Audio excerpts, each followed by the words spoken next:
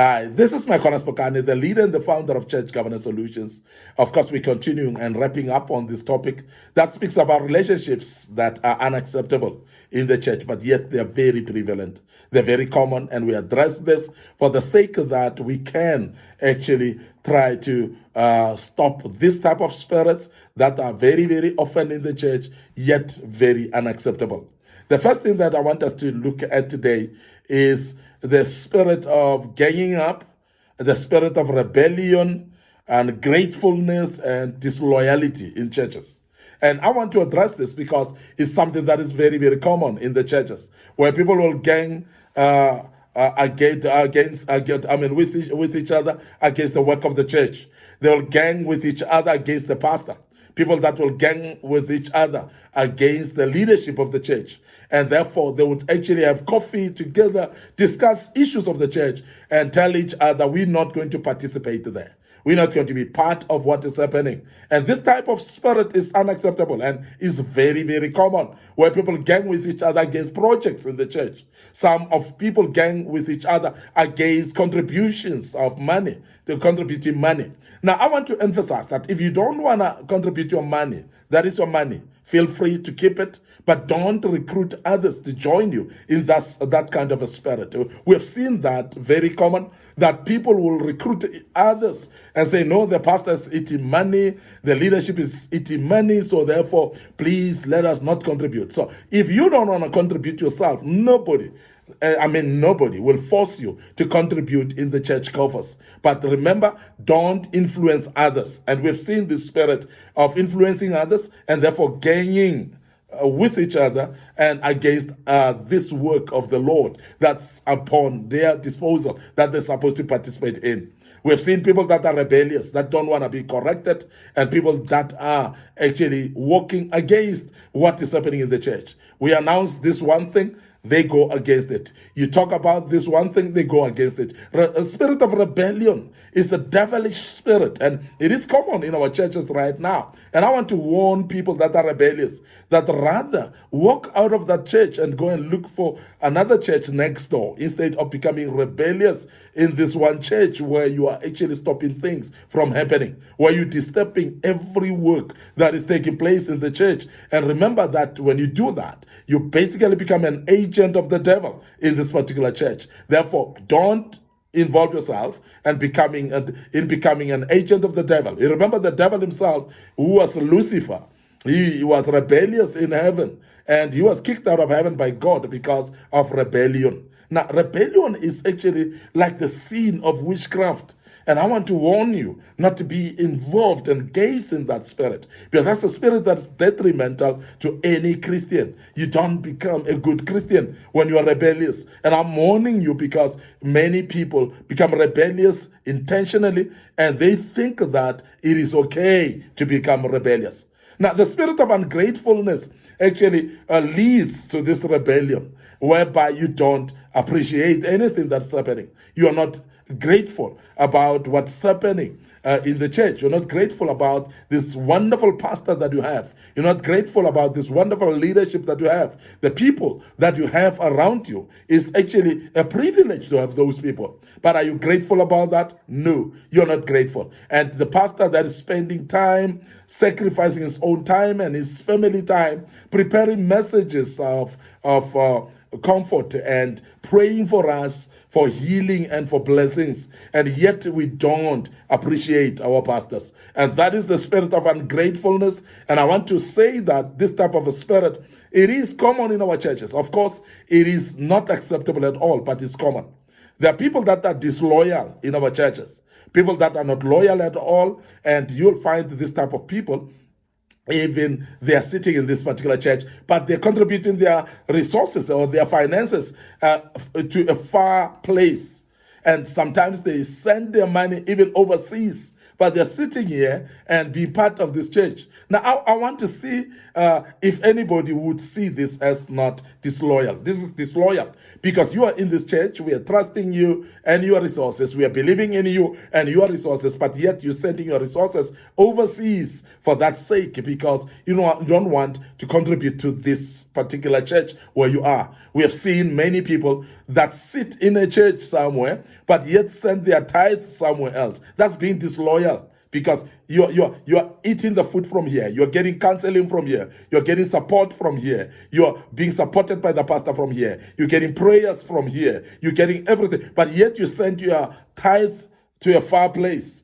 Now, the question is, are you matured Christian, or do you regard yourself as matured Christian or not? Because if you are conflating issues of not understanding that you are in this particular church where you are, where you're supposed to actually spend all your time, your resources, and make sure that you benefit out of those right in this church, but yet you send those resources somewhere else, that for me, I cannot understand. And from church governance perspective, we want to emphasize that that's being disloyal, and we've seen a lot of disloyal people in that regard. Now, another thing is division and sectarian approach in the churches, whereby we have people having what we call tribal considerations, and sometimes it is actually racist considerations, whereby people are actually divided because of color of their skin right in the church.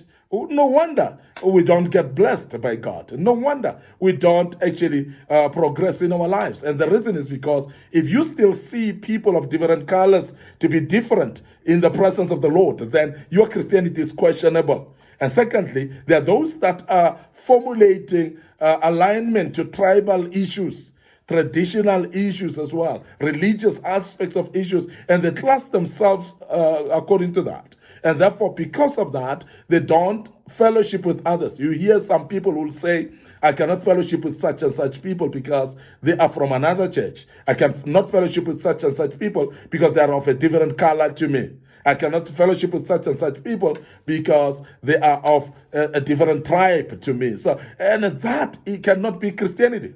That cannot be the Spirit of God.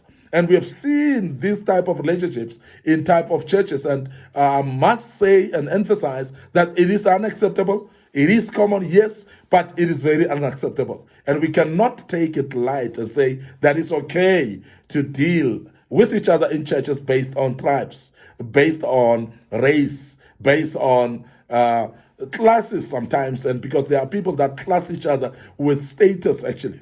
Those that are affluent and having businesses and having money, they classify the poor ones to be down there. And that's the reason why in part one we dealt with undermining each other. Because when you start to undermine those that are less privileged than you, and yet you claim to become a real good Christian, that is something that's very wrong. And I'm emphasizing this because it's something that we are not aware that we're doing that. And sometimes we do it unconsciously, but yet this is very impactful and very, very influential as well.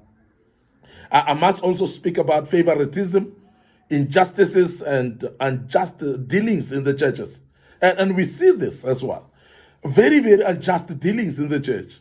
Very much of injustices that are happening in churches, whereby pastors would actually have their own favorites. Leadership of churches will have their favorite people. And of course, because of that, we have seen injustices where others are not treated right just because they are not actually at the level where the pastor expects them to be. And also, they are not actually the favorites of the pastor, for instance. And some of them, and they are actually classifying themselves, as we have said earlier. But you see people having injustice against each other. We talk about members here, whereby they themselves, they're having got favorites of their own. And therefore, they create what we call cliques in the church. And I'm sure you've seen in many churches where people classify themselves. The business people aside, those that are driving certain type of cars aside, those that are staying in different type of a suburb, they want to classify themselves apart. And that cannot be the Spirit of God. It is actually very, very common in our churches right now. And that's the reason why, as Church Governance Solutions, we are addressing this. And without fear of favor, we're emphasizing that this cannot be the Spirit of God at all. And I'm emphasizing that we want that refrain from such spirits. Refrain from favoritism in the church. Refrain from injustices and also some unjust dealings that you do in the church, because that will actually fail the work of God. Now, lastly, I want to address cold wars that may be happening in churches. I want to address infightings and diabolic dealings that we have always seen in the churches. And sometimes people even come to an extent where they attack each other. We have seen in other churches where people fight for estates of the previous leaders. And to an extent that they fight to an extent of gunfights. They want to kill each other because of the estate, because of the money. And that cannot be the Spirit of God. And we have seen this happening in many churches where people are having cold wars against each other. There have been some cliques and groups that are having gangsterism spirit in a way, because what they do is they've got cold war against another group. And it may be something that they will refuse when you say, but you don't speak to that particular group. They say, no. We just don't meet together. We don't hate them. And we don't dislike them. It's just that we are not friends. Yes, in church we are not friends, of course, but dislike is a dislike. Hatred is hatred. Let's address it as such, and let's make sure that everybody knows that when there's a cold war, there is a cold war, and it is it's actually visible. And if it's a visible cold war, it needs to be dealt with. And I must really say also that the infightings in churches, they are actually destroying the work of God. And of course, when there's infighting of departments, ushers against worshippers, and worshippers against cleaners, and all these infights, we find them in churches. We find people that have infights amongst themselves in the same department. We have seen that. And commonly, when people are having infights, it destroys that department entirely. It destroys the church's vision entirely. And it becomes very difficult, actually, to host even newcomers, to even have people stay in that particular church. Because people are very quick to identify when there are some cold wars in the church. When people are quick to identify as well when there's infightings in the particular church. And of course, these diabolic dealings with each other are very visible, and people can see that. And that is why some of the churches come empty, because people walk away, because people cannot stay where there are cold wars. People cannot stay where there are infightings. And therefore, because of that, we've seen churches running empty. And that is the reason why, as leadership, when a church runs empty, you must always investigate what could be the reason. And that is why when you diagnose the reason, please sort it out and make sure that things are fixed and the church becomes growing again. I want to end up here today, your host, Micornus Phokane. Thank you very much for listening to us and be part of this great topic. I hope you've learned out of this. I hope you'll also follow us on our social media platforms, Church Governance Solutions, and also Micornus Phokane. So click likes on top of, on those platforms. Make sure that you follow us as well on our YouTube channel. Please subscribe to our YouTube channel. Make sure that you browse through all the other videos that we've posted in the past. That will help you in your church, and your life shall never be the same again. I want to check out right here, and allow me to say cheers for now.